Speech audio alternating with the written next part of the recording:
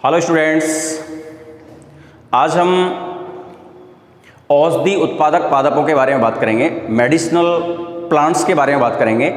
अगर मैं medicinal plant के उपयोग की बात करूं तो ये प्राचीन समय से हो रहा है और मैं जब से मान सकता हूं जब से मानव सभ्यता का विकास हुआ है। प्राचीन समय में प्रेत आत्माओं के उपचार के लिए औषधि के रूप में ऐसे प्लांट्स के सबस्ट्रैक्ट या उत्पाद का यूज किया जाता था जिनसे नशीले पदार्थ प्राप्त होते हैं। अगर हम पादपों के औषधीय पादपों के उपयोग की बात करें तो इनका वर्णन ऋग्वेद से ही मिलता है और उसके बाद इनका वर्णन आयुर्वेद में मिलता है और आयुर्वेद के अंतर्गत चरक संहिता और सुश्रुत संहिता जैसे ग्रंथों की रचना हुई, जिसके अंदर विभिन्न औषधीय पादपों, उनके उपयोग और किस तरह से उनका उपयोग करते हैं, कौन कौन से रोग होते हैं, किस रोग में उनका उपयोग करते हैं, ये सारी बातें हमें मिलती हैं। अगर हम फादर ऑफ मेडिसिन के बारे में जानें तो हिप्पोक्रेट्स को फादर ऑफ मेडिसिन कहते हैं, फादर ऑफ मेडिसिन के रूप में जाना जाता है। आज हम ऐसे कई सारे प्लांट्स के बारे में बात करेंगे जिनका उपयोग हम औषधि के रूप में करते हैं और उसमें सबसे इम्पोर्टेंट प्लांट्स जो सबसे पहले आपकी बुक्स के अंदर दिया हुआ है सिलेबस के अंदर, वो है, उसकी बात करेंगे हम, वो है सर्पगंधा। डियर स्टूडेंट्स, एक एक पॉइंट्स को हमको क्लियर करना है इसको और लर्न भी करना है क्योंकि ये एग्जाम की दृष्टि से बहुत ही इंपॉर्टेंट है। ये नाम आपने पहले भी सुन रखा होगा। 10th क्लास के अंदर हमने कुछ औषधीय पादपों के बारे में सुना था या पढ़ा था चैप्टर नंबर 14 के अंदर। तो चैप्टर नंबर 14 के अंदर हमने कुछ ऐसे प्लांट्स के बारे में पढ़ा था, जैसे आपने अफीम के बारे में भी पढ़ा था। पेपेवर सोमिनिफेरम बॉटेनिकल नेम होता है इसका। पेपेवरेसी कुल का प्लांट्स है जिसमें कैप्सूल बनता है और उसके कैप्सूल के लेटेक्स को, इसकी हम बाद में बात करेंगे। और नेक्स्ट आपने सर्पेंटाइना या सर्पगंधा के बारे में पढ़ा था। उसके बाद आपने अर्जुना के बारे में पढ़ा था और उसके बाद आपने ऐसे कई सारे प्लांट्स पढ़े थे जो अश्वगंधा है, एलोवेरा है, नीम है, ये हल्दी है, ये सभी मेडिसिनल प्लांट हैं। इनके बारे में हम इस क्लास के अंदर भी कुछ डिस्कस करेंगे। तो सबसे पहले हम बात कर रहे हैं सर्पगंधा प्लांट्स के बारे में। इसके कहाँ क्वेश्चन पुटअप किया जाएगा एग्जाम के अंदर, वो भी मैं आपको अंडरलाइन करके या मार्क करके उसको समझाने की कोशिश करूँगा। सर्पगंधा को हम चंद्रमार या छोटा चांद भी कहते हैं। यहाँ पे आपसे क्वेश्चन पुटअप किया जा सकता है कि सर्पगंधा का दूसरा नाम क्या है या चंद्रमार किस प्लांट्स को कहते हैं, what is the botanical name of चंद्रमार या छोटा चांद। इस तरह से क्वेश्चंस पूछे जा सकते हैं आपसे, तो आपका आंसर होगा सर्पगंधा। अगर मैं सर्पगंधा के वानस्पतिक नाम की बात करूं तो इसका वानस्पतिक नाम होता है रॉवल्फिया सर्पेंटाइना। क्या होता है? रॉवल्फिया सर्पेंटाइना। अगर इसके कुल की बात हम करें तो इसकी जो फैमिली होती है, जो कुल होती है, वो होता है एपोसाइनेसी। ये एपोसाइनेसी कुल का पादप है, फैमिली का पादप है। और अगर मैं इसके उपयोगी भाग की बात करूं तो इसके हम शुष्क जड़ों का उपयोग करते हैं, शुष्क जड़ों और इसकी छाल का हम उपयोग करते हैं मेडिसिन्स के रूप में। एक बार दोबारा से मैं रिपीट करूंगा।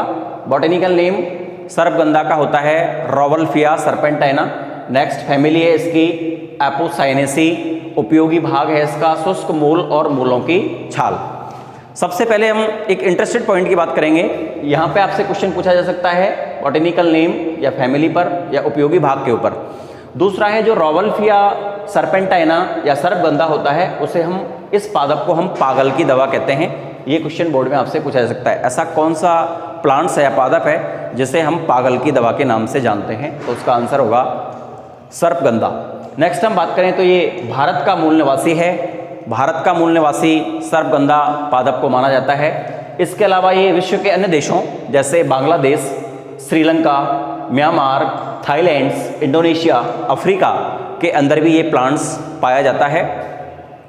नेक्स्ट भारत के अंदर अगर मैं बात करूं तो आसाम, हिमालय, उत्तर प्रदेश, आंध्र प्रदेश, तमिलनाडु, केरल और महाराष्ट्र के अंदर सर्पगंधा प्लांट्स पाया जाता है। राजस्थान के अंदर ये प्लांट्स नहीं पाया जाता है, इसलिए हम राजस्थान नहीं लिखेंगे। इसके एक एक चीज़ के बारे में, एक एक इसके पार्ट्स के बारे में हम स्टडी करेंगे। सबसे पहले मैं पादप के बारे में बताऊँगा। जो सर्पगंधा होता है वो बहुवर्षीय पादप है, सदाबहार है, हरा रहता है, रोम रहित है और छोटी झाड़ी के जैसा एक प्लांट्स देखा गया। मूल के बारे में अगर बात करें तो इसकी मूल होती हैं वो कंदिल होती हैं, लहरदार होती हैं। जैसे सांप के अंदर लहर होती है, ऐसे ही इसकी मूलों के अंदर भी लहरदार पाई जाती हैं इसकी मूलें। झुर्रीदार होती हैं, खुरदरी होती हैं, और ताज़ा मूल होती हैं, जो न्यू रूट्स होती हैं, उनके अंदर सांप की गंध आती है। जिस तरह से सांप के अंदर एक गंध आती है, उसी तरह की फीलिंग इसकी ताज़ा मूलों के अंदर होती है। अगर मैं सर्पगंधा के पर्ण या पत्तियों की बात करूं तो इसकी पत्ती सरल होती हैं, चक्रिक होती हैं, बड़ी होती हैं और भालाकार शेप की होती हैं। नेक्स्ट अगर मैं इसके पुष्पक्रम की बात करूं तो इसका पुष्पक्रम ससीमाक्षी होता है। दो प्रकार के पुष्पक्रम आपको बताए, ससीमाक्ष, चसीमाक्ष। इसमें से ससीमाक्षी पुष्पक्रम पाया जाता है सर्पगंधा के अंदर, और इसके पुष्प होते हैं वो छोटे होते हैं, सफ़ेद होते हैं और हल्के गुलाबी रंग के होते हैं। अलग से आप पहचान सकते हैं इनको। अगर मैं इसके फल की बात करूं तो एक बीजीय फल होता है इसका, और कैप्सूल के रूप में होता है। तो एक बीजीय कैप्सूल फल होता है। औषधि किस भाग से हमें सर्पगंधा से प्राप्त होती है, इसकी चर्चा हम पहले भी कर चुके हैं। एक बार दोबारा से मैं बताना चाहूँगा।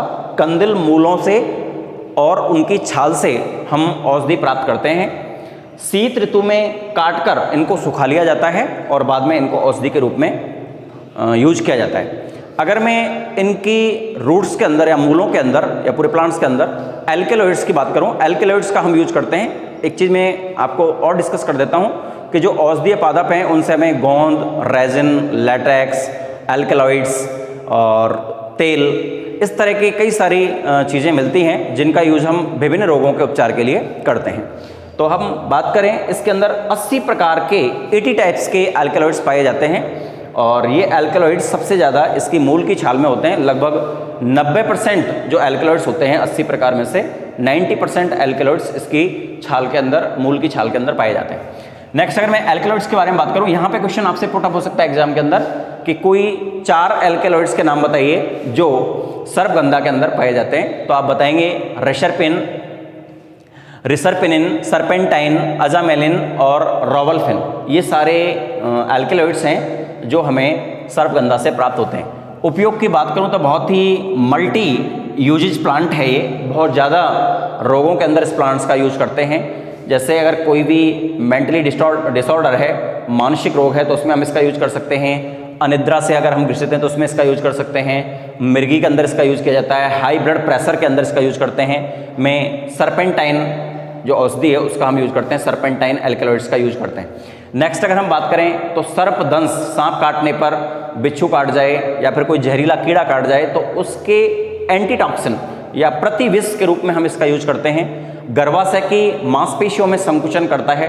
और सर्पगंधा का अगर हम सब्सट्रैक्ट लेते हैं तो वो मांसपेशियों में संकुचन पैदा करता है, उनको सिकुड़ता है, जिससे प्रसव की क्रिया आसानी से होती है। अगर प्रसव में प्रॉब्लम है तो हम इसका यूज करते हैं। इसका जो काढ़ा होता है वो दस्त में, पैचिस में, आंतों में अगर दर्द हो रहा है तो हम इसका यूज करते हैं। कृमि हर के रूप में हम इसका यूज करते हैं। कीड़े पड़ जाते हैं पेट के अंदर तो हम सर्पगंधा का यूज करते हैं। और मार्केट के अंदर कुछ सर्पगंधा से बनी हुई औषधि मिलती हैं। अगर मैं उनकी बात करूं तो ये सर्पिना, सर्पगंधा टैबलेट, घनवटी, गुटका या स्पीपिल्स के नाम से हमें मार्केट में प्राप्त होती हैं।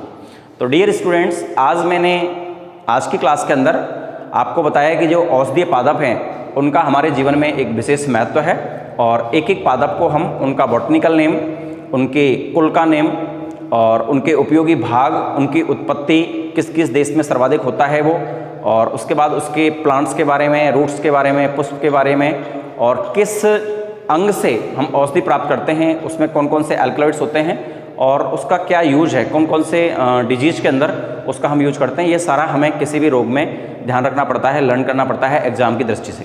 और मैं एक बार दोबारा से रिपीट करना चाहूँगा, बॉटेनिकल नेम सर्पगंधा का रोवल्फिया सर्पेंटाइना, कुल का नाम एपोसाइनेसी, उपयोगी भाग शुष्क मूल व इसकी छालें।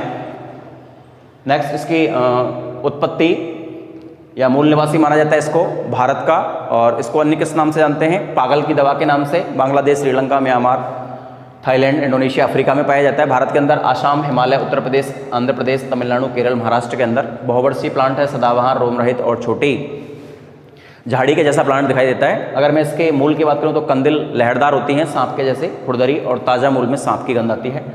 पर्ण सरल चक्रिक और बड़ी भालाकार होती हैं। पुष्पक्रम ससीमाक्ष है। नेक्स्ट अगर बात करें, छोटे पुष्प होते हैं, सफ़ेद रंग के, हल्के गुलाबी रंग के भी हो सकते हैं। फल एक बीजीय कैप्सूल होता है। औषधि कंदिल मूल और छाल से प्राप्त करते हैं। शीत ऋतु में इसकी जड़ों को इकट्ठा करके रख लिया जाता है, सुखा लिया जाता है, जिससे एल्केलॉइड्स को नुकसान नहीं हो, इसलिए शीत ऋतु में करते हैं ये काम हम। 80 प्रकार के एल्केलॉइड्स पाए जाते हैं, जिसमें से 90% एल्केलॉइड्स इसकी जड़ों की छाल पे प्रेजेंट होते हैं। और नेक्स्ट हम बात करें कौन कौन से एल्कलॉइड्स इसके अंदर होते हैं, रिसरपिनिन, सरपेंटाइन, अजामेलिन और रॉवल्फिन, ये मोस्टली इंपॉर्टेंट जो एल्कलॉइड्स हैं वो पाए जाते हैं सर्पगंधा के अंदर। और नेक्स्ट इसके उपयोग करें तो मानसिक रोगों में अनिद्रा के अंदर इसका हम यूज कर सकते हैं। नेक्स्ट मिर्गी के अंदर, हाई ब्लड प्रेशर के अंदर में सरपेंटाइन का उपयोग करते हैं। सर्पदंश बिच्छू कीड़ों के विष के रूप में इसका यूज किया जाता है। कृमि हर इसे माना जाता है। इसके काढ़े को हम दस्त, पैचेस और आंतों में दर्द के रूप में यूज करते हैं। और इसके यूज से गर्भाशय में संकुचन उत्पन्न होते हैं जिससे प्रसव पीड़ा आसानी से हो सकती है। और मार्केट में कई प्रकार के सर्पगंधा के जो मेडिसिन्स हैं वो सर्पिना, सर्पगंधा टैबलेट्स, घनवटी, गुटिका और स्पीपिल्स के नाम से मिलती हैं। डियर स्टूडेंट्स, आज की क्लास के अंदर ही हम एक दूसरे प्लांट्स के बारे में भी डिस्कशन करेंगे और वो सेकंड प्लांट है अफीम। इसके बारे में मैं ज़्यादा आपको नहीं बताऊंगा क्योंकि 10th क्लास के अंदर भी हम अफीम के बारे में पढ़ चुके हैं। अफीम होता है, उसका बॉटेनिकल नाम होता है पेपेबर सोमिनिफेरम। क्या होता है? पेपेबर सोमिनिफेरम। और इसके कुल का नाम होता है पेपे वरिशी, इसका कुल है। अगर नेक्स्ट इसके उपयोगी भाग की बात करूं तो इसका उपयोगी भाग होता है वो है कैप्सूल। और कैप्सूल के अंदर हम चीरा लगाते हैं जिससे हमें लेटेक्स प्राप्त होता है और उससे हमें अफीम प्राप्त होती है, उसका हम यूज करते हैं। और प्लांट इसका छोटा होता है, कैप्सूल इसके फल का नाम होता है। और नेक्स्ट इसके अंदर अगर मैं एल्कलॉइड्स की बात करूं तो इसके अंदर भी लगभग 30 प्रकार के एल्कलॉइड्स पाए जाते हैं जो आपने 10th क्लास के अंदर चैप्टर नंबर 1 में भी पढ़े थे। और वो एल्कलॉइड्स हैं जैसे पेपेवरीन और इसके अंदर कोडीन, निकोटीन और भी कई सारे एल्कलॉइड्स हैं जिनका यूज हम दवा के रूप में करते हैं। और इस अफीम के भी बहुत सारे यूज हैं जिसकी एक PDF फाइल मैंने आपको सेंड की है, उसके अंदर आप इसको देखेंगे और सारे पॉइंट्स को आप लर्न करेंगे जिस प्रकार से आपने सर्पगंधा या रॉवल्फ या सर्पेंटाइना प्लांट्स के अंदर लर्न किए। Thank you so much.